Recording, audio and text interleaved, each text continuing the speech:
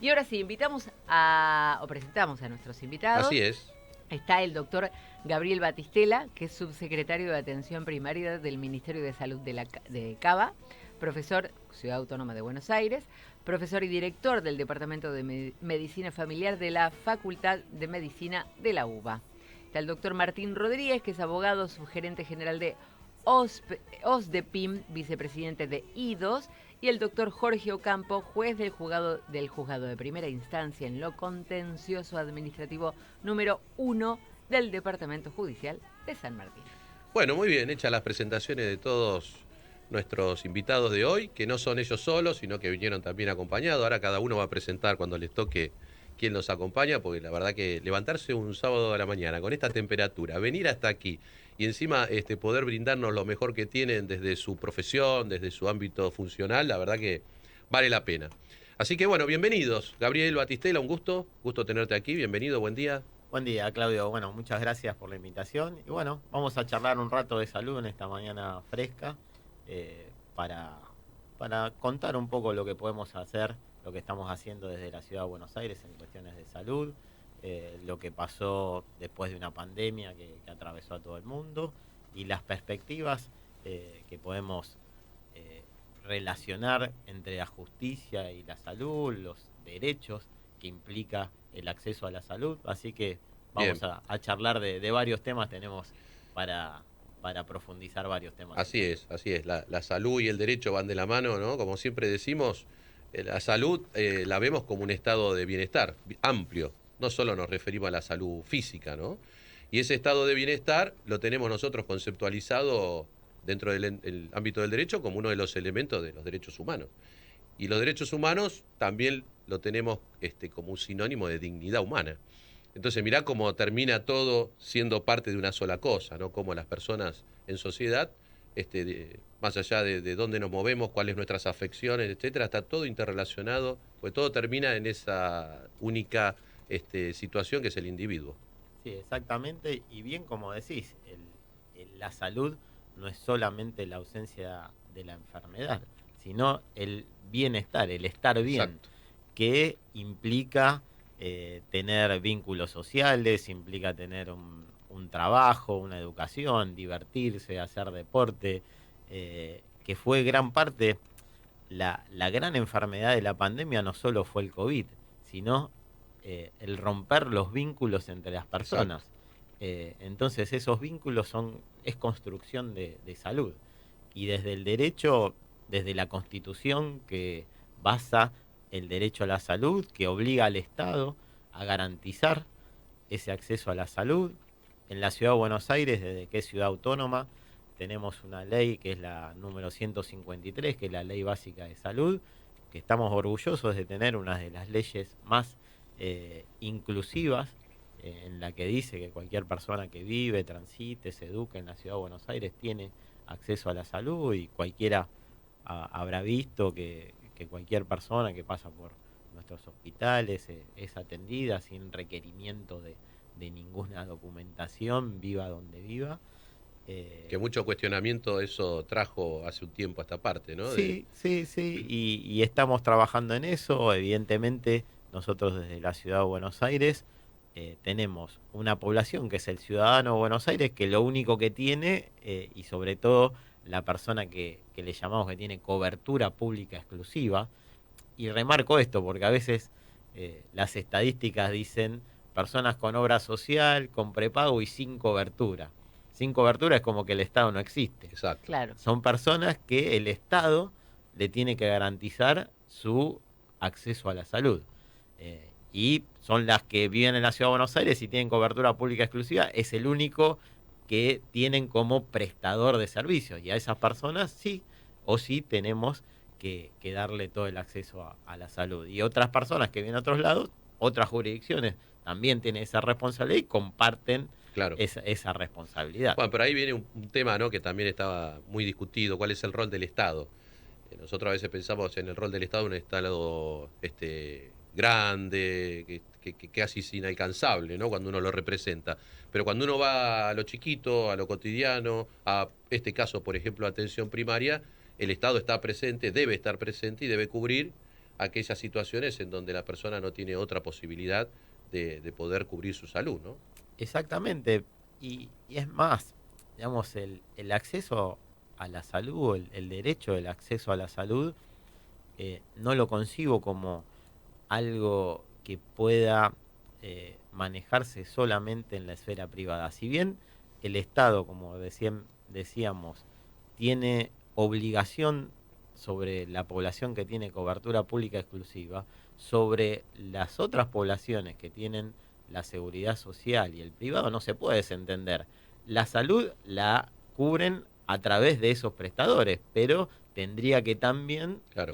ser el garante de que, bueno, está todo bien, perfecto.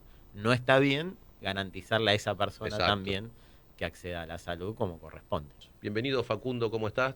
Gracias, Claudio, por la invitación. Muy bien de estar acá. Bueno, un gusto tenerte y venís un poquito también a dar una mirada, ¿no?, de lo que es el ámbito de la salud, pero desde lo que vos, donde pertenecés, que es OSDEPIN, ¿no? Una Correcto. empresa dedicada a brindar servicios de salud. Correcto, sí, OSDEPIM es una obra social, ¿no? Encuadrada en la ley 23660, o sea, es una obra social nacional de dirección, que a su vez está inscripta, sabémosle, en el registro de empresa de medicina prepaga. Entonces, brinda servicios a todos aquellos que podríamos decir pertenecen a la seguridad social, ¿no?, que están en relación de dependencia, también monotributistas, y también aquellos que pagan de su bolsillo una cuota, ¿no?, para explicarlo más sencillamente. Y a su vez, dentro del ámbito de la obra social, se ha digamos, formado un instituto de investigación, que creo que eso es medio inédito que esté dentro de una obra social, porque generalmente no se hace, en donde tratamos la problemática del sector, desde todas las aristas que entendemos puedan existir, o las más importantes. Acá explicaba muy bien el otro invitado, el sector público, ¿no?, que más o menos atiende el 43-45% de la población a nivel nacional. Va variando según cada provincia los porcentajes. Y en este sector, que llamémosle el sector de la seguridad social, el privado, se atiende el otro porcentaje. O sea, está dividida un poco la atención entre lo público y lo privado. Exactamente. La seguridad social, digamos, las obras sociales, para aclarar, son del ámbito privado, pero son asociaciones civiles que no tienen fines de lucro. Las empresas de medicina prepaga pueden ser asociaciones civiles o mutuales, o pueden ser empresas, sociedades comerciales, digamos, con fines de lucro. Las más conocidas son sociedades comerciales, ¿no? ¿Cuántos afiliados tienen ustedes? Nosotros tenemos 450.000 afiliados a todo el nivel país nacional, sí. Una Número cantidad importante, un Sí. número importante, lo que nos permite que los estudios que hagamos, más allá que muchas veces lo hacemos con otras obras sociales, tengan cierta representatividad. Cuando uno hace un estudio es importante que sea representativo, ¿no? Y bueno, hemos analizado el tema de la judicialización, por ejemplo, en la salud. Tenemos trabajo, ganó un premio en iSalud, ¿no?, entre otros trabajos que hicimos. Y bueno, nos interesa un poquito estudiar lo que es toda la problemática desde obra social y empresa de medicina prepaga, ¿no? Entendamos que dentro del sector de seguridad social a veces se confunde, también están lo que son las obras sociales provinciales. Eso no pertenece, digamos, al ámbito público. Por ejemplo, nosotros, provincia de Buenos Aires, tenemos IOMA, ¿no? IOMA, cada provincia tiene su Pero bueno, obra digamos social. que hay una trazabilidad, hay una situación común para los habitantes de todo el territorio argentino en cuanto a cómo funciona la salud pública, con sus más menos según los lugares, y las empresas que brindan salud Correcto. privada. Un poquito la idea de hoy es eso, ¿no? Sí, sí, Charlar, me parece conversar, muy ver bien. dónde estamos parados con todas las novedades que hubo últimamente Sí. en materia de salud privada, sobre todo. Sí. Cuestiones que han llegado al ámbito de la justicia, se han judicializado y han tenido diversas Y soluciones al respecto. Hemos participado. Exactamente, que bueno, tiene impactos, ¿no? Toda decisión judicial tiene impactos, para un lado o para el otro, y eso es lo Correcto. importante, con objetividad poder desmenuzar, charlar y poder darle a nuestros oyentes una respuesta de información correcta de cuál es el escenario de realidad de hoy. Después, bueno, cada uno sabe o se asesorará correctamente también para saber cuáles son sus aspectos personales y cómo realizar sus derechos cuando crea que no los tenga, ¿no? Por eso lo tenemos también al doctor Jorge Ocampo, que es juez contencioso administrativo, y es un ámbito, un fuero en donde los amparos, las acciones de amparo comúnmente llegan, más allá de que hay otros fueros que también la pueden atender, pero es el ámbito natural, digamos, en donde se trabaja las cuestiones administrativas y los amparos de salud muchas veces llegan ahí. Bueno, buen día, Claudio, gracias por la invitación. Bueno, estoy acá con mi compañera. Te acompañó tu mujer, sí. Sí, me acompañó. Yo que presente porque la verdad que... Porque aparte es interesante, conoce bastante bien el tema también. ¿Cómo se llama? Miriam. Miriam, para todos nuestros oyentes, Miriam, para todo el país y más allá. Tiene un problema de salud, así que justamente viene bien el tema, porque es bastante complejo, así que la enfermedad oncológica, así que conoce bastante el tema, lo estamos viviendo permanentemente.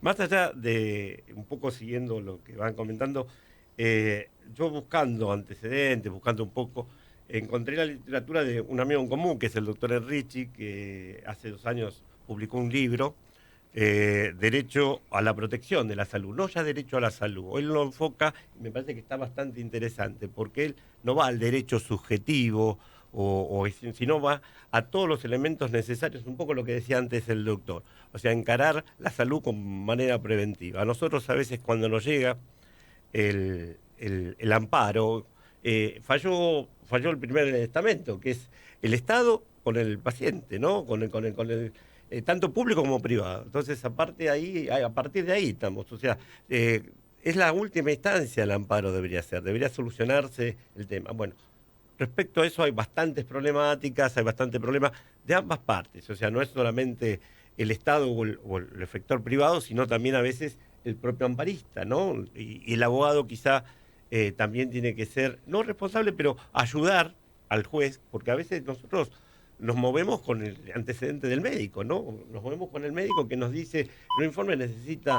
Y bueno, a partir de ahí tenemos que aplicar, que es lo que también tenemos que tener en cuenta, todas las normas internacionales y convencionales que son obligatorias y que defienden el derecho a la salud, y de las cuales no nos podemos apartar, ni como Poder Judicial, ni como Poder Ejecutivo, ni tampoco como Poder Legislativo. Después de la reforma del 94 fueron incorporados distintos tratados y todos hablan de la salud. Consecuentemente, tenemos que aplicarlo y no ser ajenos a ello, por decir, más allá del costo, lo que puede implicar el tratamiento o una prótesis y demás. Y después, también tener en cuenta que cuando estamos hablando de una situación del paciente, como existe la Ley Nacional del Paciente, que está ante una situación difícil, de angustia, de una problemática, que quizás, bueno, el doctor lo verá todo el día en atención primaria y demás, que quieren que le solucione el problema. Exacto. Y a veces, nos ha pasado, creo que Claudio también lo ha entendido, cuando nos toca amparo, nosotros me ha pasado durante estos años y a los colegas también, que cuando hacemos una audiencia la gente viene desesperada porque, claro, a veces no hay del otro lado de la ventanilla, en la parte administrativa, la receptibilidad. Entonces directamente no autorizó la auditoría y la gente, claro, no sabe qué hacer, ¿no? Entonces, o no le quieren autorizar un remedio, o porque es caro, o le proponen otro, o la prótesis. Entonces, a partir de ahí tenemos que recurrir al médico. El médico insiste. Y después, cuando viene el amparo, el juicio de amparo es muy sumarísimo, es decir, muy pequeño. No podemos abrirlo a prueba porque lo están necesitando ya. Entonces, es como que... Sí, debe haber una respuesta inmediata que, bueno... A veces es difícil porque tampoco el Poder Judicial tiene tantos médicos y hoy la medicina, el doctor lo sabrá, se ha abierto tantos caminos que a veces el médico, y experimentos con cuestiones de medicina. Por ahí es donde tenemos que trabajar siempre en conjunto, ¿no? Por eso hoy ya quedó un poco planteado en la mesa el escenario, ¿no? Lo público, lo privado, lo judicial, como con una mirada común, cómo mejorar el sistema de salud. El ámbito de la salud pública. ¿Cómo estamos en estos tiempos? Está bien que vamos a referirnos a la Ciudad Autónoma de Buenos Aires, pero ¿cómo está la salud pública en los tiempos que hoy corren, ¿no? Donde hay tantas situaciones particulares y especiales en cuanto lo económico afecta bastante las posibilidades individuales de poder tener una salud adecuada? Sí, así como decís, Claudio, evidentemente estamos en un momento de crisis económica, eso impacta, muchas personas no pueden mantener o su prepago o su fuente laboral, y recurren al Estado como prestador. Eso lo estamos viendo, estamos atendiendo más personas. También vemos que algunas obras sociales de la seguridad social se retrasan en ese cuidado y nosotros también. No es que el sistema público está abocado exclusivamente a atender las personas con cobertura pública exclusiva, sino también atendemos personas que tienen obra social o prepago, y tenemos una sociedad del Estado que se llama FACOEP, que es la encargada de poder hacer el recupero. Así esa prestación, esa atención que hacemos en el Estado, el dinero retorna al Estado y podemos seguir financiando. Esto se hizo, esta empresa del Estado propia de la Ciudad de Buenos Aires, la creamos en el 2016 y es muy efectivo porque recupera y va al presupuesto específico para seguir invirtiendo en salud. En la Ciudad de Buenos Aires lo que estamos trabajando es un plan muy ambicioso que hace 8 años estamos implementando, que se basa en lo que llamamos un fortalecimiento de la atención primaria, la estrategia de atención primaria en salud. Eso, Gabriel, si te parece, ¿qué es la atención primaria para nuestros oyentes? Que se sepa bien cuál es la función de la atención primaria. Es una estrategia para abordar la salud de la población. Esta estrategia se basa en que hay niveles de complejidad, donde hay un primer nivel de atención que tiene que ser la puerta de entrada, que en todo el país es lo que llamamos centros de salud, salitas, y la atención primaria requiere un escalonamiento de cuidados progresivos que a medida que se va complejizando la atención de las personas, tienen que ir accediendo a otros servicios. Estos conceptos, la primera vez que se habló de atención primaria fue allá por el 1978 en una ciudad rusa de Alma-Ata, y se establecieron modelos, y en ese momento se estableció un principio de salud para todos en el año 2000. Y evidentemente no se cumplió. Uh-huh. Y cada vez se corren más los objetivos. Ahora desde la Organización Mundial de la Salud hay una meta, los objetivos del 2030. Y dentro de esos objetivos del 2030, cuando se establecen los presupuestos, el 30% de cualquier presupuesto de un ministerio tiene que estar en la atención primaria, en el primer nivel de atención. Nosotros, o sea, del presupuesto de salud, el 30% de eso a la atención primaria. Claro. ¿La atención primaria también es prevención?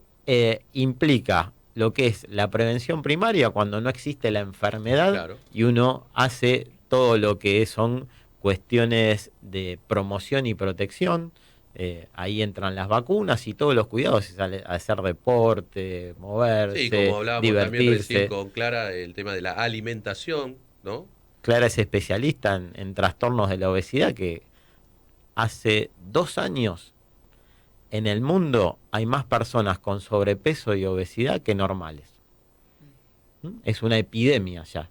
Si querés profundizar un poquitito, bueno, ahora la vamos a hacer hablar, porque es un tema importante y es un tema crónico que afecta a todos, en los niños y adolescentes. Sí. Antes no ocurría. Bueno, está bien que toda gran parte de eso tiene que ver con el desorden alimenticio que se tiene desde la niñez, ¿no? Qué sé yo, nosotros en nuestras épocas teníamos toda una cultura de la alimentación se realizaba en casa por lo general, y hoy ese desapego, ¿no? Al arte de cocinar, al arte de brindar, yo digo arte porque para mí es un arte, ¿no? Sí. Trasladar productos de la naturaleza a un producto gastronómico no es poca cosa. Pero esa desatención, ese quiebre que hubo ahí, para mí, en donde viene todo procesado, industrializado, inadvertidos de muchas de las falencias que tienen esos procesos, me parece que ahí hay una gravedad particular, ¿no? En cuanto a esto que comentás, Gabriel, que ahora Clara nos va a afinar un poquito más, pero creo que ahí está el producto de por qué tenemos tan grado y tanto porcentaje de obesidad. ¿No, Clara? Hola, ¿qué tal? ¿Qué tal? Buenos días. Bueno, gracias. No tenía pensado hablar. No, pero acá es así, ¿viste? Cuanto menos lo pensás, te encontrás frente al micrófono. Bueno, no, el tema que están hablando es realmente muy importante. Tener en cuenta una alimentación saludable impacta directamente en la salud, ¿no? Ya sabemos que tener un sobrepeso o obesidad favorece a enfermedades que son prevenibles, como la hipertensión, la diabetes, la dislipemia, que sería el aumento de colesterol, triglicéridos, que tienen un impacto directo en la salud. Producen enfermedades, ¿no?, como hipertensión, accidentes cerebrovasculares, infartos de miocardio. Y, como bien decías vos, Claudio, para mí, desde el punto de vista particular tal vez, pero considero que la familia como estructura de la sociedad es fundamental. Y ahí es el núcleo donde uno va enseñando. Y uno enseña también a alimentarse, ¿no? Y alimentarse en todo sentido. Y hablando desde la alimentación propiamente dicha, por supuesto que si es una comida casera no es lo mismo que un alimento ultraprocesado que te venden las industrias, o procesado, ¿no?, que son todos estos alimentos que vienen envasados, que tienen un montón de productos químicos que dañan directamente a la salud y hacen que quizás lo que vos te estás comiendo parezca saludable, fresquito, y realmente no lo es. Todo lo que se pueda hacer en la familia, que sea alimentos reales, los más simples posibles, son los que van a ser los que más van a ayudar beneficiosos, a la salud. Claro, Sí. los más beneficiosos. Lo que pasa es que eso significa tiempo, Sí, ¿no? que a veces no lo Y hay. encuentro, las dos cosas, porque ese es el punto en donde la familia se congrega para poder sentarse a la mesa, ¿no? Para poder estar, aunque sea un ratito, procesando lo que se va a compartir luego. Totalmente. O sea, era una cuestión cultural bastante importante. Hoy todo eso lo encontramos en otro diseño social, en donde en el afuera uno puede procurarse la alimentación, pero no tiene la misma calidad. Y el impacto sí es bastante importante, ¿no? Muy importante, directamente proporcional. Pasa que, bueno, hay toda ya una cultura a través de la publicidad y Exacto. donde te van constantemente informando o desinformando acerca de distintos tipos de alimentos y que se lo ve como algo que une, que atrapa, ¿no? Pero bueno, independientemente de la alimentación, también está esto de, como hablaban anteriormente, ¿no?, para la cuestión del sedentarismo extremo, Claro. y la falta también de, como nos pasaba a nosotros cuando éramos chicos, salías a la calle y estabas todo el día con tus amigos y corrías y no te ponías a plantear si ibas a ir a hacer deporte 1 hora o 15 minutos. Sí, era natural. Era natural. Estabas activo naturalmente, Sí. y hoy se pasó un sedentarismo desde la niñez. Exacto. Con toda la tecnología. Bueno, creo que todo tiene que ver con todo, ¿no? Acá Exacto. hablamos mucho de consumo en los programas porque desarrollamos esa columna, hablamos mucho de tecnología con inteligencia artificial, cómo todo eso nos va alejando de estos aspectos que hacen al mejor cuidado desde el punto de vista de la naturaleza humana, de la esencia humana, ¿no? Exactamente. Pues todavía creo que seguimos siendo humanos. Creo. Tengo aquí una pregunta de Edu que dice, qué buen tema el de la salud y la situación actual. En la salud pública están desbordados y con falta de infraestructura y recursos, y la privada con costos altísimos cuyos precios de oportunidad, ponen entrecomillado, porque la mayoría de las obras sociales no cumplen con su cometido. ¿Cómo solucionar este tema? Para mí es una gran incógnita. Acá vamos con el ¿Lo doctor ves? Facundo Rodríguez. Un poco para explicar, acá no estamos haciendo posicionamiento, sino objetivamente también desde cada lugar, desde el lugar empresarial, cómo se viven estos tiempos, cómo se ven estos tiempos y cómo también ustedes resuelven el impacto, en definitiva, en el afiliado, ¿no? Porque es quien nutre. Por supuesto, nosotros estamos para brindar salud. El tema es que la situación está muy complicada, o sea, no se puede negar. A ver, para dar algunos datos, porque el problema es multicausal, ¿sí? Vamos por el lado de los ingresos, los ingresos de las obras sociales y aquellas obras sociales que brindan servicios como empresa de medicina prepaga, digamos, se centran en aportes y contribuciones de la seguridad social, o sea, empleados. Hoy por hoy sabemos que hay una recesión, con lo cual esa recaudación está estática o en baja, con una inflación más que importante. El otro sector son los monotributistas, que ahora con la aprobación de la ley aumenta el aporte, pero las 3 primeras categorías, que aportan 6.300 pesos, 6.300 pesos para dar toda la cobertura de salud. Eso es para los monotributistas. Para los monotributistas, que son 2.100.000 afiliados más o menos en el sistema, con 6.000 pesos, dar todo el programa médico obligatorio, diría que, hay que ser mago. Perdón que haga estas interrupciones, pero parezco Mirta Legrand ya. No, pero me parece importante. ¿El PMO qué es? Para aclarárselo a nuestros Bueno, el PMO es oyentes. el programa médico obligatorio, ¿sí?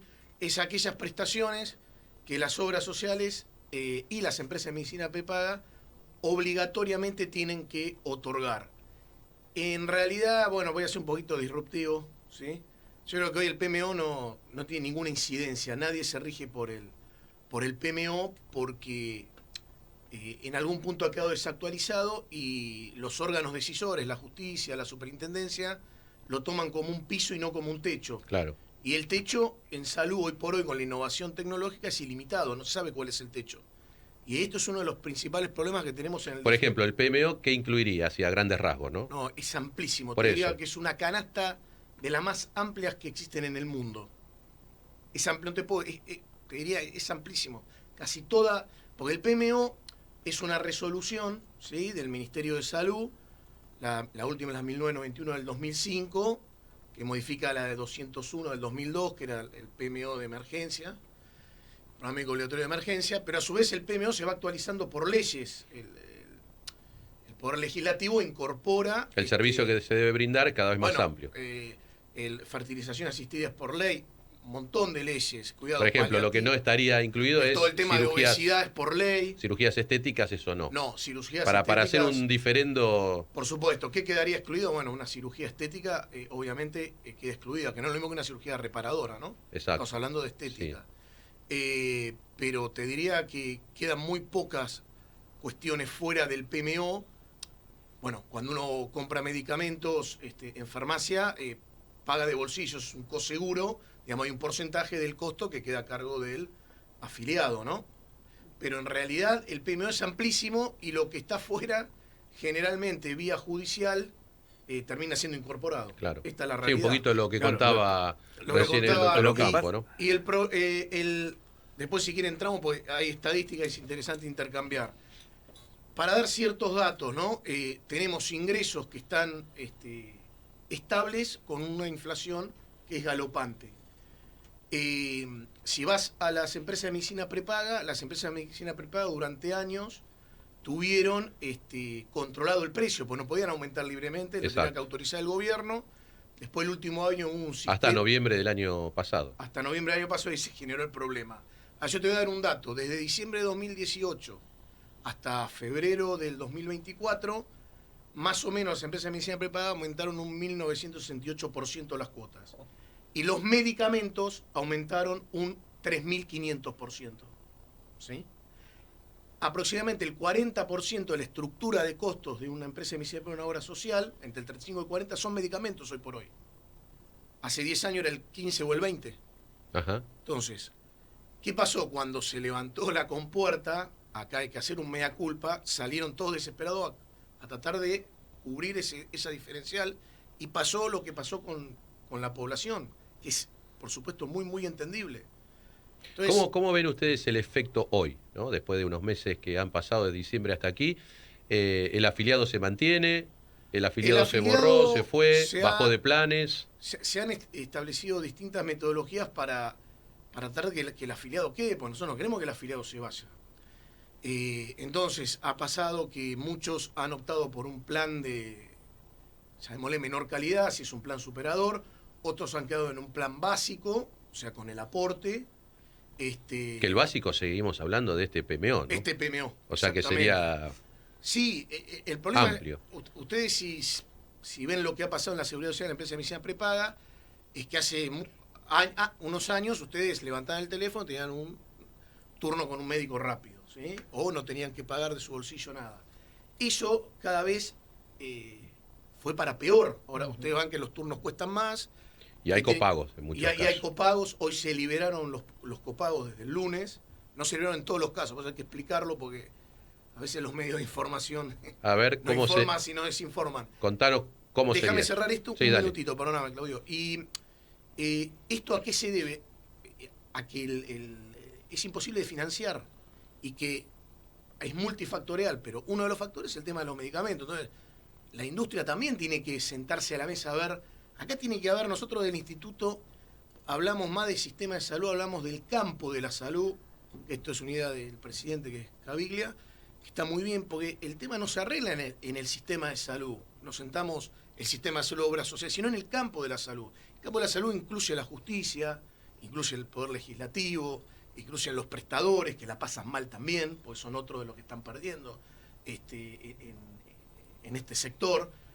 Y ver de hacer un acuerdo, digamos, en base a lo que realmente se puede dar, porque si no, o se aumenta mucho el ingreso, que el doctor debe saber que en salud es imposible generar un ingreso acorde a las expectativas con las nuevas tecnologías. Entonces hay que pensar en medidas más de fondo, tener una agencia de evaluación de tecnologías sanitarias, como contrapartida de la agencia de evaluación tener un fondo para enfermedades, para gastos de alto costo, medicamentos de alto costo. Ahora, esta medida tienen que ser las dos al mismo tiempo, porque si uno genera un fondo para paliar estas patologías de alto costo, para financiarlas, y no genera una agencia que controle qué se da enseguida, ese fondo se gasta. Te hago una pregunta en base a todos estos parámetros que vos, indicadores que estás mencionando. Sí. ¿Los laboratorios podrían quedar fuera de ese ámbito? De ese... Deberían estar dentro. Y bueno, lo que pasa es que necesitamos... ¿Y cuál sería el rol con los laboratorios? ¿Del Estado con los laboratorios? No, yo creo que... A ver, entonces yo digo... Porque si no es correr siempre atrás de... Exactamente. Te hablo de un aspecto porcentual de gran impacto, que es ese 40% claro, que ustedes tienen de costo, como lo debe tener todos los ámbitos de la salud. Digo, ¿cómo corregir eso si existe alguna posibilidad? Bueno, yo creo que la posibilidad está dada porque... tiene que haber una gobernanza del Estado en esto, sin lugar a duda, y la gobernanza, para mí, que creo que en este gobierno hay tentativas de hacerlo, y lo celebro, es tener una agencia de evaluación de tecnologías sanitarias, como tienen muchísimos países en el mundo. Yo voy a contar una anécdota. Yo estuve en una diplomatura en Barcelona, donde hay una agencia de evaluación de tecnologías sanitarias, en donde cuando el órgano de lo que sea el ANMAT nuestro, que es el EMA allá en Europa, autoriza un medicamento o una nueva tecnología, luego el gobierno español la analiza para incorporarla y luego cada comunidad la evalúa a ver si se incorpora o no. Ajá. Desde que la autoriza EMA hasta que, por ejemplo, Barcelona en ese caso, la pone a disposición de la población, puede pasar 1 año y medio. Entonces yo, con mi sesgo argentino, dije, bueno, ¿y cuántos amparos tienen? ¿Qué es amparo? Bueno, medidas cautelares. ¿Cuántas veces el juez le dijo, de este medicamento? Dice, no, ninguna. ¿Se entiende que si el sistema ahora no lo incorporó, es por algo? Bueno, esa es la responsabilidad que hay que tener en el ámbito del Estado, ¿no? Ahora, es un tema complicado porque del otro lado, por supuesto, hay necesidades. Es tan complicado ese tema. Es muy, muy complicado. Que un gobierno hace un par de años atrás terminó porque se metió con los laboratorios. Bueno, así que no es un tema menor. Hoy es el Día Mundial de la esclerodermia. Es esta afección del sistema inmunitario que ataca por error y destruye el tejido saludable del cuerpo. Se desconoce la causa de esta afección. Es la acumulación de una sustancia llamada colágeno en la piel y otros órganos. Lleva a que se presenten síntomas de la enfermedad. Así que hoy estamos con este recordatorio, ¿no? Del Día Mundial de la esclerodermia. Creo que haberlo dicho bien, ¿no, doctor? Sí, sí. Lo miro atentamente porque iba a ver si estos términos científicos... Claro. Sí, es la esclerosis de la piel. Ajá. Es una enfermedad de las que es el grupo de enfermedades que se llaman autoinmunes, donde el cuerpo es un relojito y tiene todo un mecanismo de guardado y de cuidado de la reproducción de células, pero a veces por algún motivo se desordena y empieza a atacar las mismas células de su cuerpo. En este caso la principal afección es en la piel, porque puede afectar los riñones, puede afectar los pulmones, dando problemas importantes y bueno, por suerte no es una enfermedad común, pero bueno, se las pone en agenda como para que la gente empiece a conocer estas afecciones. A tomar conciencia. Pero interesante esto, a mí me gustan estas cuestiones. El desorden, ¿no? Como el cuerpo es autoinmune y el desorden provoca a veces que tengamos que salir a la atención de terceros, ya sea, bueno, la medicina, medicamentos, ese mundo donde el cuerpo por sí mismo no puede responder. Y digo, ¿por qué el desorden, no? Y acá es tema para hablar bastante, que tiene que ver con la salud mental, con esta palabra que ya pusimos de moda hace mucho, el estrés, ¿no? Que es ese desorden, ¿no? Cuando se empieza a perder el equilibrio en la salud general, ¿no? Mental, psicofísica, como lo conocemos, y trae aparejado este tipo de cuestiones, entre otras tantas. Pero bueno, no quiero adentrarme en esto porque vamos a tener varios programas. Sí, escucharlo al doctor Jorge Ocampo, ¿no? Porque venimos hablando de muchos temas que tienen impacto en el ámbito judicial, a veces por los amparos o por otro tipo de situaciones o acciones o medidas cautelares que se puedan dar. ¿Cómo lo ves vos esto, Jorge, desde la experiencia? En base, un poco dándole respuesta a lo que decía Facundo recién, con lo que se había incrementado el sistema de salud y demás, los avances tecnológicos creo que han contribuido a eso. Bienvenidos sean también. A Por veces supuesto. El tema no es lo económico, sino si es para mejorar la salud. Pero también tenemos que entender que casi mundialmente, recién hablábamos, Inglaterra está en crisis en su sistema de salud, cuando de alguna manera era uno de los mejores sistemas reconocidos. Recién lo hablábamos con el doctor acá también. Y hoy está en crisis el sistema de salud de Inglaterra. Entonces, por lo cual es gravoso. Yo entiendo la cuestión económica, pero llevado al campo de la justicia, y bueno, acá con Claudio también lo podemos señalar, a veces el juez se va a encontrar atado, porque no atado, sino que tiene que hacer cumplir el derecho. En definitiva, nuestro país es parte de los distintos tratados internacionales en los cuales está obligado a ese derecho a la salud y compartirlo. Yo entiendo que a veces es difícil que por el costo del tratamiento, el costo del medicamento o la prótesis, pero bueno, tenemos no solamente los tratados internacionales, sino también leyes nacionales que hacen hincapié tanto el tema para el enfermo, al niño con discapacidad, al adulto con discapacidad, al adulto mayor, es decir, y a que tiene aquel todo que tenga vulnerabilidad, es decir, el que está vulnerable a cualquier tema de salud. El Estado tiene que compartir, entonces tiene dónde recurre a la justicia. La justicia en definitiva es el que va a poderle dar, porque yo entiendo lo que recién explicaba él, que esto es un sistema, lo que decías vos también, Claudio, que es un sistema de distintas patas que funcionan en el sistema, ¿no? Las obras sociales, las prepagas, el Estado, y también de regular. Pero más allá de la regulación, el tema es muy difícil ponerse a querer regular algo cuando tenés obligaciones que deben cumplirse, ¿no? Entonces, ¿qué hace? Pues no hace lugar a un amparo. Además, la salud, en definitiva, sí, las Naciones Unidas, a través del Pacto Internacional de Derechos Económicos, Sociales y Culturales, lo estableció el PIDES. En su momento hay una resolución del año 2000 donde obliga a los estados al derecho a la salud, ¿no? Es decir, tenemos normas internacionales y que fueron incorporadas directamente a la Constitución del 94. Entonces, ¿cómo podemos apartarnos? Yo entiendo el tema económico, entiendo el tema de la problemática de salud. Bueno, pero tenemos que ahí encontrarle, yo creo que quizás la justicia tiene que encontrar a ambas partes, ¿no? Y quizá una tercera parte que también es el médico. Acá, sí, ahí para que participe, ¿no? Jorge, lo importante es esto, ¿no? Me parece que desde el punto de vista nuestro, ¿no? Que tenemos que tener los ciudadanos, primero partimos de esa base, una mirada global, amplia, en donde todos estemos encontrados, porque son realidades, no podemos dejar de lado eso, sino es la sábana corta, sí, cubrimos, pero afectamos. Formamos parte de esa realidad. Los jueces no estamos ajenos, somos personas. Nos pasa a nosotros también, claro, o sea, no quiere decir que no tengamos que iniciar alguna acción de amparo alguna vez. Claro. La cuestión es cómo poder encontrar el mejor punto de equilibrio en un momento de crisis. Ese es el punto. Esto me parece lo importante, lo público, lo privado, la justicia, que es el lugar donde seguramente ante cualquier afección que uno crea que tiene a sus derechos va a recurrir. Digo, ¿cómo encontrar ese punto de equilibrio en no afectar innecesariamente? Porque, como siempre decimos, lo que puede uno lo pueden todos los ciudadanos. Es decir, el derecho es de todos. Si todos recurren a la misma medida, ¿qué hacemos? Cerramos los sistemas de salud, los privados, los públicos. Ahora, esto no se da. Gracias a Dios, hasta ahora no se da. Pero sí vemos que hay afectaciones que a veces se cometen también por el desconocimiento de la realidad de los sectores. Entonces creo que tiene que haber un modelo de encuentro, de diálogo, de escucha, de formación y de capacitación donde podamos resolver las cosas lo más adecuadamente en los tiempos que corren. Y esto ojalá no dure mucho tiempo, no dure muchos meses siquiera, y podamos volver a una cierta normalidad y equilibrio en breve. Pero en los momentos de crisis creo que tenemos que estar conscientes de cuál es la realidad del otro, entre todos, ¿no?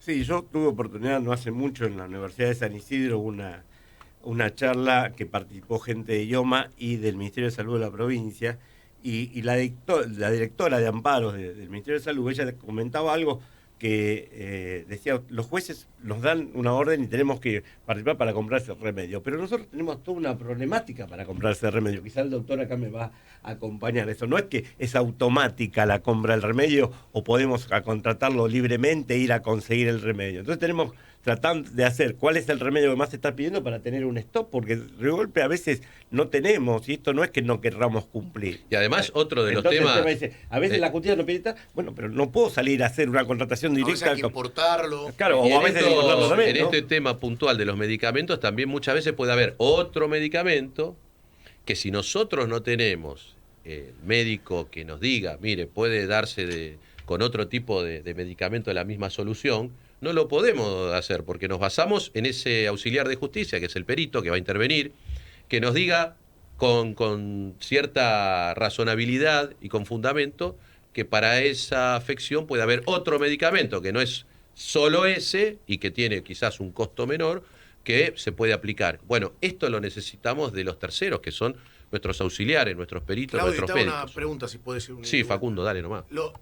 ¿Cómo ven ustedes de la justicia que está funcionando estos auxiliares de justicia que son fundamentales, porque ustedes no son médicos, yo tampoco, que son los peritos?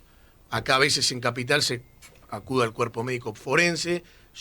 Por lo que veo, hay ahí un problemita, ¿no? Hay un déficit en... Y mirá, nosotros hablamos de provincia de Buenos Aires, tenemos un déficit en la planta de peritos en general, particularmente de médicos en sus distintas especialidades, en función de los salarios. Entonces, los médicos no quieren ingresar al Poder Judicial, por lo tanto quedan muy poquitos, excedidos en la tarea, y también esto hace de que quizás no ingresen nuevos profesionales con ciertas capacidades, especialidades y actualizaciones que puedan brindar este tipo de información necesaria, ¿no? El listado anual que se inscriben los distintos profesionales de la medicina o peritos para intervenir, cada vez está más reducido. O sea, no solamente la oficina pericial, sino la inscripción del listado que se hace a través de la Cámara Civil, cada vez son más reducidos y menos las especialidades. Y a veces piden ciertas especialidades que nosotros no tenemos ni forma de cubrirla y no hay en toda la provincia. Y a veces no hay especialidades. Entonces tenemos que salir a buscar en los ámbitos públicos, a ver si encontramos algún médico que se pueda sumar a brindarnos esa explicación o a hacer esa pericia. Nosotros tenemos dos modelos de peritos. Uno que son los que trabajan con relación de dependencia, para decirlo así, que se entienda, con el Poder Judicial, y otros que son profesionales autónomos, que ejercen su profesión normalmente, pero se anotan en listas para ser designados en causas puntuales. Esos son los dos modelos que están en crisis. Sí, como bien lo preguntás, es bueno decirlo, porque la verdad que no contamos con todos los recursos que a veces se imagina. Tenía ahí un temita, Gabriel, a ver cómo lo ves, pues tiene que ver con lo que venimos hablando, que es la salud mental, ¿no? ¿Cómo detectan ustedes, cómo ven ustedes en la realidad, en la práctica de la atención primaria, este tema y cómo se dio, si tuvo algún impacto, crecimiento posteriormente a la pandemia, ¿no? Sí, es un tema muy importante y es uno de los temas todavía que estamos en deuda. Como bien decís, ninguno de nosotros está igual antes que después de la pandemia. Claro. Ninguno. Todos padecimos la pandemia, no solo en la situación específica, si se padeció COVID o no, sino todos tuvimos dolor alrededor nuestro y muy cercano seguramente, alguien que se enfermó grave o falleció. Las personas mayores estaban en sus casas sin poder abrazar, sin poder acompañarse de sus hijos, de sus nietos. Los adolescentes que tienen una estructura todavía endeble, en crecimiento, y parte de su crecimiento es a través de lo vincular, a través de sus pares, perdieron el contacto, y es imposible que todas estas condiciones no afecten la salud mental de las personas, y fue así. La pérdida del vínculo, del poder relacionarse, de poder estar en sociedad, fue lo que afectó. Desde el ministerio en ese momento se generó una estructura que llamamos de una Secretaría de Bienestar, que se trató un poco de eso, porque parte de las problemáticas evidentemente requerían una atención específica a nivel de un profesional de salud mental, pero gran parte era revincular a las personas, o sea, encontrar excusas desde lo cultural, un encuentro, un teatro, un cine, un deporte. ¿Y por qué revincular? ¿Qué genera el vínculo en la salud? Salud, bienestar. Está demostrado que las personas adultos mayores, la soledad tiene más incidencia de todo tipo de problemas e inclusive de demencia. En los adolescentes, el no vincularse, pierden ese contacto y la forma de crecer es distinta. Para no solo la salud mental, sino la salud física, vivimos en sociedad, y el romper esos vínculos afecta. Es parte de la falta de bienestar, el no poder vincular. Lo que estamos haciendo acá, exacto, dialogar, compartir, el vínculo es aprendizaje. Y que no es lo mismo un vínculo presencial que virtual. No, y a veces, bueno, yo tengo... Porque también ahora está esto, ¿no? De la virtualidad como vínculo, de la virtualidad como forma de mantener presencialidad, entre comillas. No es lo mismo un vínculo en una pantalla. Claro. Claro. Pero también los vínculos, tengo hijos adolescentes y la otra vez estaban reunidos y estaban todos mirándose un teléfono. Claro. Digo, ¿para qué se juntaron? ¿Por qué no hablan en vez de estar en chat con el otro? Digamos, la comunicación, el diálogo, el hablar, el escuchar. Hay cursos, a todos los profesionales quizás nos capacitan en cursos de oratoria. Sí. Cómo hablar mejor. Pero una gran falencia que tenemos en el mundo es cómo escuchar mejor. Si escucharíamos mejor, exacto, probablemente aprenderíamos más, y muchas personas en esto que pasó después de la pandemia necesitan ser escuchados. Un adulto mayor, cuando se nos sienta en un consultorio, pensó esa consulta durante toda la semana era lo más importante y quiere ser escuchado. Claro. Y a veces desde la medicina ponemos, ¿qué le pasó? Le doy esta receta, venga con los resultados. Y simplemente hay que escucharlo, no hay que darle nada, no hay que darle ningún medicamento, hay que escuchar. Y estamos perdiendo muchas veces esa capacidad de escucha y es importante.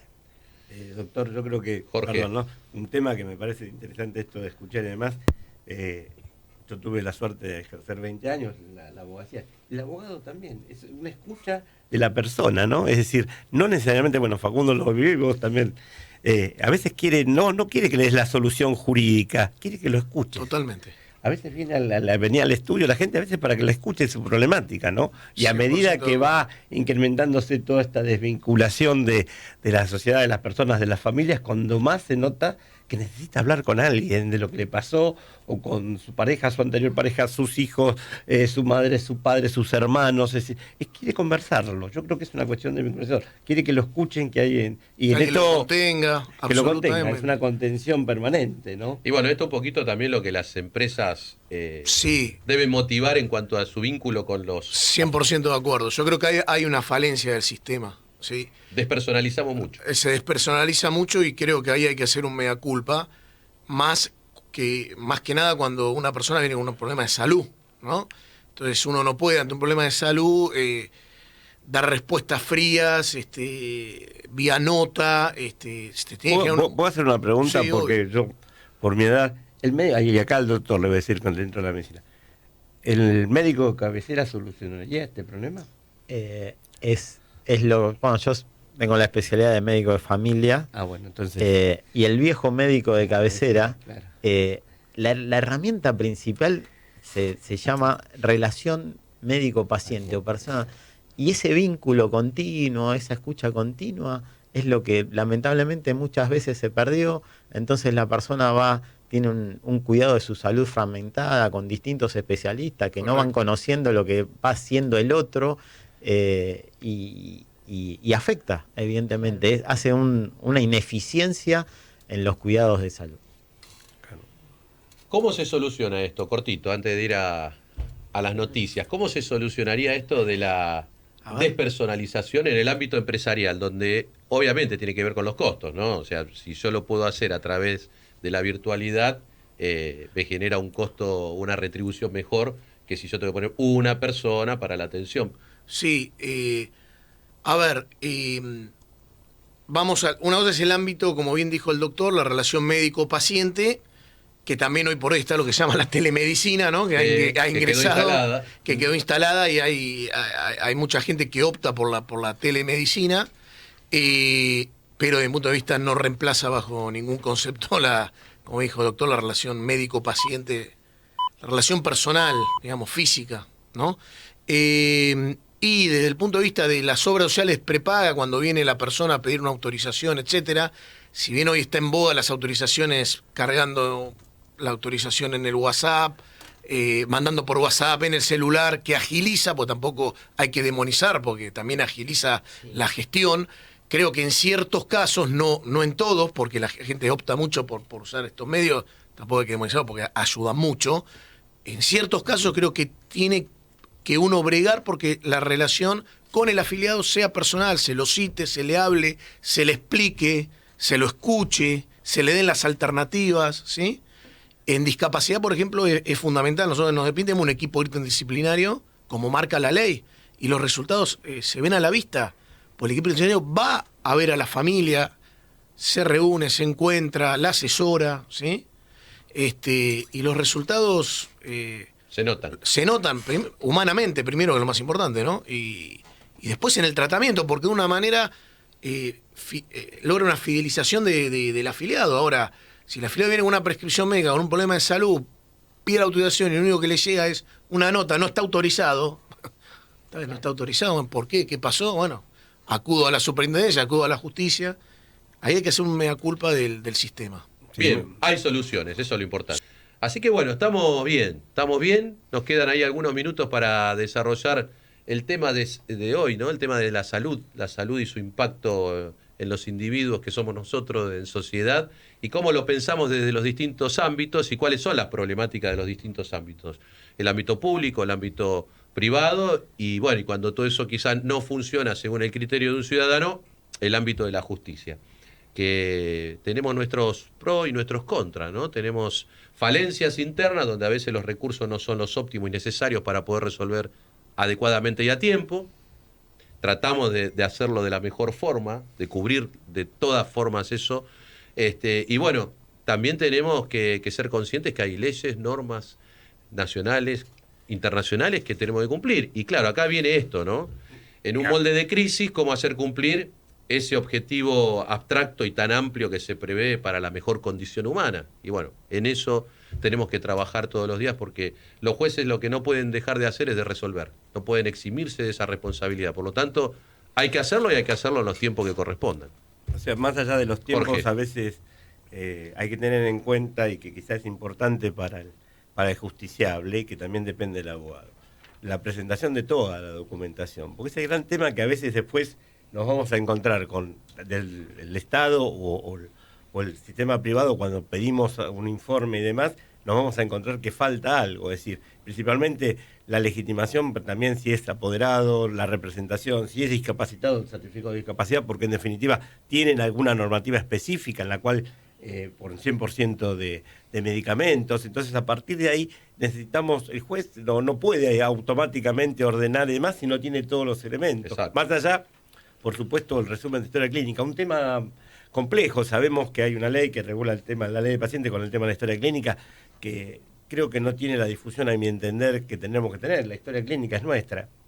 Correcto. Y Es de la persona, sí. Es de la persona. O sea, no. Sería, nuestra, digo, porque yo me considero también un ciudadano. Es nosotros, pero parecería que cada vez que vamos a pedir la historia clínica, con todo respeto, doctor, parece que vamos a pedir algo que es la caja fuerte de la. ¿Para qué la quiere? ¿Para qué la quiere? ¿No? Es decir, están pensando primeramente qué va a hacer. Y yo creo que el tema es ahí, esa historia clínica, a veces, en el reclamo administrativo previo al amparo, nos encontramos que después el paciente se queda sin todos los elementos. Entonces, ahí hay que recordarle, y el abogado es el que tiene que intervenir cuando hace la demanda, que por el Código Procesal Civil puede pedirle documentación en poder del tercero, que sería en este caso Exacto. a quien le... Entonces, eso aceleraría, porque en definitiva nosotros tenemos que ir rápido para la medida, porque en definitiva el amparo es eso, ¿no? Es cubrir en forma inmediata la problemática, pero también nos tienen que dar todos los remedios.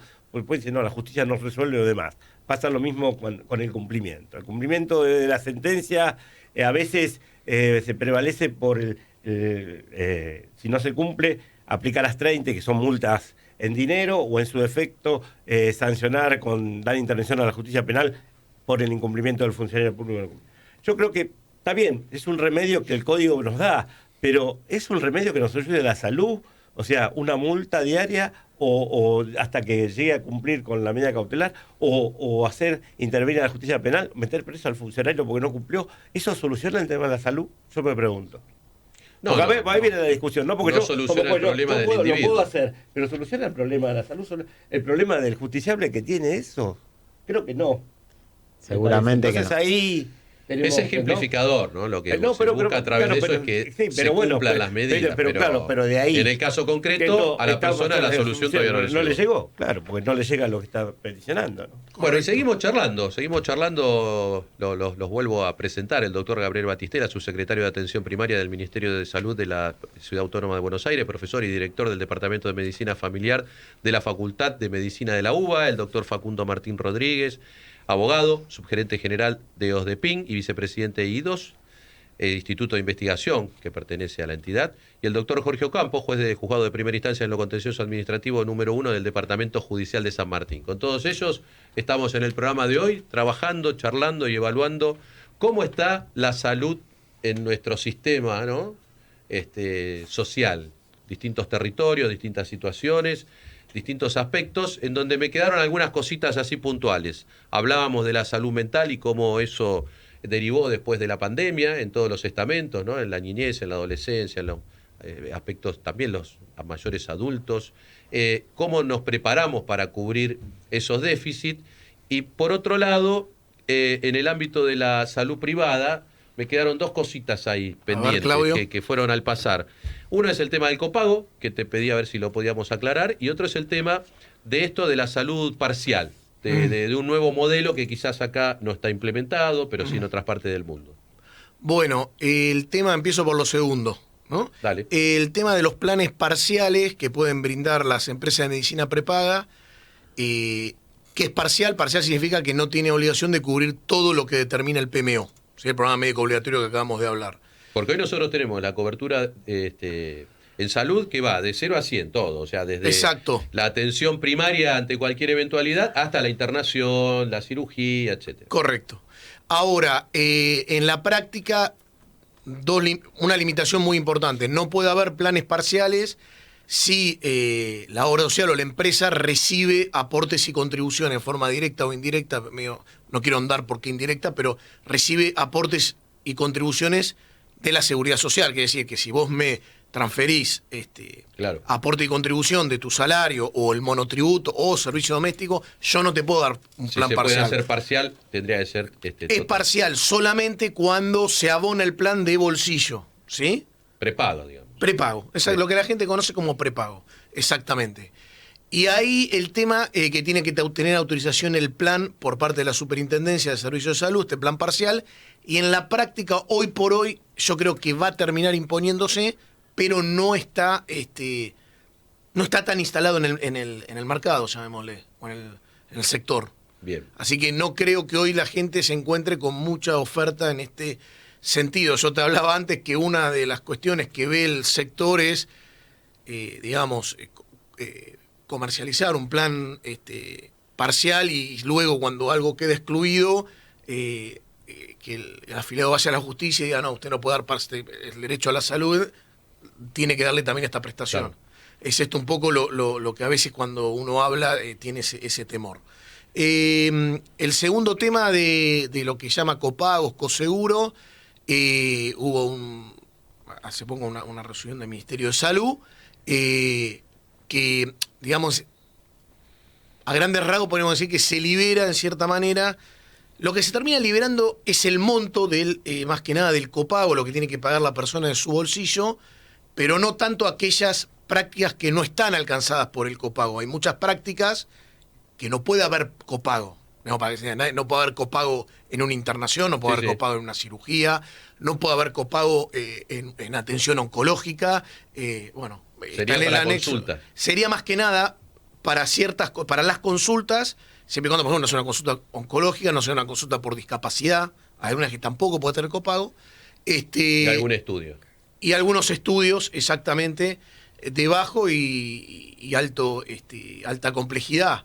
Que yo entiendo que no que lo que se va a volcar más es en aumentar un poco el copago en las consultas, porque también la gente tiene que tener accesibilidad a la cobertura de cuestiones que uno no las puede. Sí, que ya de alguna evitar. manera en la realidad se está dando. Se está dando, exactamente. La realidad se formal impone. o informalmente. Exactamente. A veces la norma lo que hace es formalizar algo que en los hechos se está dando. Está sucediendo. Correcto. Más allá de la ley de consumidor, que le estás cambiando las condiciones. Bueno, ahí viene. Otro tema. Es otro tema, sí. Es un tema, ¿no? Estamos ahí pegaditos Y tiene que el último requisito, Dale. que tienen que notificar los cambios con 30 días de antelación. Bueno, otro tema, que a veces Otro llegan tema, y a veces claro, no sí, llegan. claro. Bueno, acá todos hablamos desde el punto de vista de usuarios también, ¿no? Claro, O sea, sí. varios consumidores. por eso. Agustín Mateo Ciorciari, bueno sería que se dé cumplimiento al Programa Federal Único de Informatización y Digitalización de Historias Clínicas de la República Argentina, Ley 27.706. En su artículo 8, el paciente es titular de los datos y tiene en todo momento derecho a conocer la información de la historia clínica electrónica, que es documento digital obligatorio con marca temporal individualizada y completa, en el que constan todas las actualizaciones de asistencia a la salud efectuadas por profesionales y auxiliares de la salud de cada paciente, refrendadas con la firma digital del responsable. ¿No está sucediendo? ¿Ya está la Así ley? es. Gracias primero a Agustín por el aporte. Sí. Y sí, es una exigencia y acá Gabriel nos va a comentar algo al respecto. Sí, es muy importante, lo decía Agustín y bueno, lo decía Jorge antes, la importancia de la historia clínica electrónica. Gran parte de las deficiencias que tiene el sistema de salud es por no compartir información. Como decía Jorge, la historia clínica es de la persona, no es del sistema de salud ni del médico, es de la persona. Y es un camino que hay que recorrer a nivel federal de que la persona aporte una historia clínica única, atienda donde se atienda. Nosotros en la Ciudad de Buenos Aires, desde el 2016, instalamos una historia clínica electrónica. Ahora cualquier persona que se atienda en cualquier punto de la Ciudad de Buenos Aires tiene su historia clínica única. Reglamentamos una ley de historia clínica propia de la Ciudad de Buenos Aires y ahora estamos en condiciones también de ofrecer este formato de historia clínica tanto a la seguridad social como al privado, para empezar esto que es una de las falencias de, digamos, todos los sistemas de salud se piensan en redes. Si no se comparten información, Exacto. es imposible una red. Y la otra sería, esta información, ¿podría ser portada por el propio paciente? Empezamos a generar documentos para que la persona tenga su laboratorio, su imagen en el celular. Es mucho más... O sea, de que yo vaya a cualquier lado y la tenga disponible, Claro. no tenga que andar requiriéndola. Exactamente. Hay muchos sanatorios lo pasan, o sea, ya no se entrega más en papel el estudio. Te cargan el sistema y uno se inscribe con una página y entra a la página Así y puede tranquilamente ver los resultados, ¿no? Bueno, nos quedan unos poquitos minutitos que tenemos que A ver. poner un poquito de todo. Mensajes ¿Cómo no? que siguen llegando. Acá Sí, llegó uno a ver. para Facundo. Saludos especiales para el doctor Facundo Rodríguez, un gran profesional, Juliana y Josefina. Hablamos de ellas, me parece, hace un ratito. Sí, Así sí, es. mi Bueno. mujer y mi hija. Muy bien, muy bien. Un beso Bienvenido. grande, las adoro.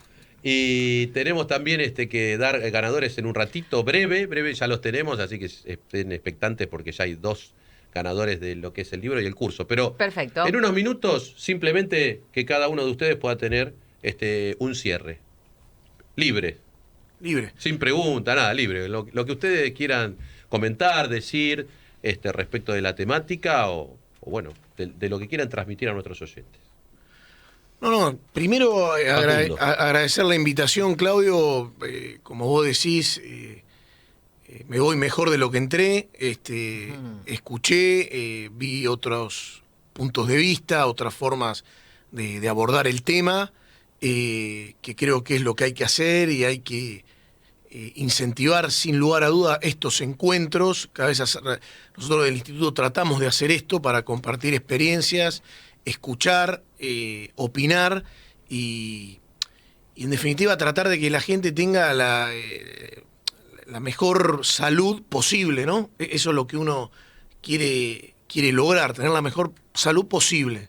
Y me parece fundamental estos ámbitos, ver el tema de salud como un campo y no encapsular, sino ser endogámico dentro de su parcelita, ¿no? Y hacer, como yo digo a veces, encuentros pues pasa mucho en el sector, son encuentros parece de autoayuda, que lloramos, pero somos entre nosotros, ya todos sabemos lo que pasa, salgamos, expliquemos lo que nos pasa, y tratemos de solucionar dentro de nuestras posibilidades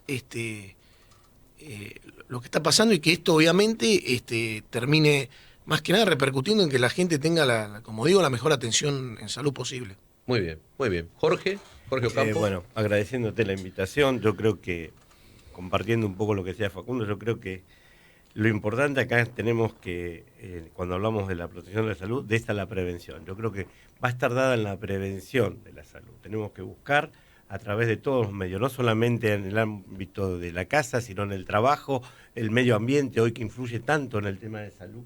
El doctor quizás lo conozca más que yo, pero en definitiva a partir de ahí tenemos que trabajar de prevención, porque en definitiva cuando llegamos al médico, cuando llegamos a la justicia, ya el tema es un costo, es un gasto, bueno, hay que encararlo, pero quizás tengamos que partir de esa base. Yo creo que la prevención, si no me equivoco en la memoria, creo que el doctor Carrillo hablaba de la prevención, ¿no? Y creo que corresponde tratarlo como un sanitarista muy conocido a nivel nacional, y entonces él hablaba de la prevención. Yo creo que la prevención es todo, ¿no? O sea, la justicia podrá colaborar, los médicos también, las prepagas, el Estado también, pero yo creo que está en la prevención y hacerle entender a la gente que tiene que prevenirse, cuidarse, controlarse, y un poco lo que decía antes Clara también, ¿no? Darle esos hábitos nuevos de vida, ¿no? No solamente pasa todo por la tecnología, que es contribuir a ella, pero también no olvidarse de algunas cosas que nos permitieron llegar hasta hoy a nosotros, ¿no? Muy bien. Muy bien, muy bien. Conceptos claros e interesantes, ¿eh? Sí. Gabriel. Bueno, coincido con Jorge, evidentemente lo preventivo, el divertirse, el hacer deporte, el alimentarnos bien es fundamental. Esto es un mensaje para la población general, un mensaje para los sistemas de salud o los efectores. Hagamos cuidados más humanizados. Simplemente preguntar en qué te puedo ayudar en vez de ser burocráticos. Y como esta mesa, evidentemente, nosotros también tenemos en el ministerio que nos llegan amparos, pedidos de la Defensoría, y cuando no entran las cosas por la puerta, entran por la ventana. Revisar por qué están entrando por la ventana, y en estas mesas, en estos trabajos intersectoriales son los que van a ayudar seguramente a construir algo y que las cosas tengan canales comunes y no tengan que llegar una persona a la justicia para requerir su acceso a la salud.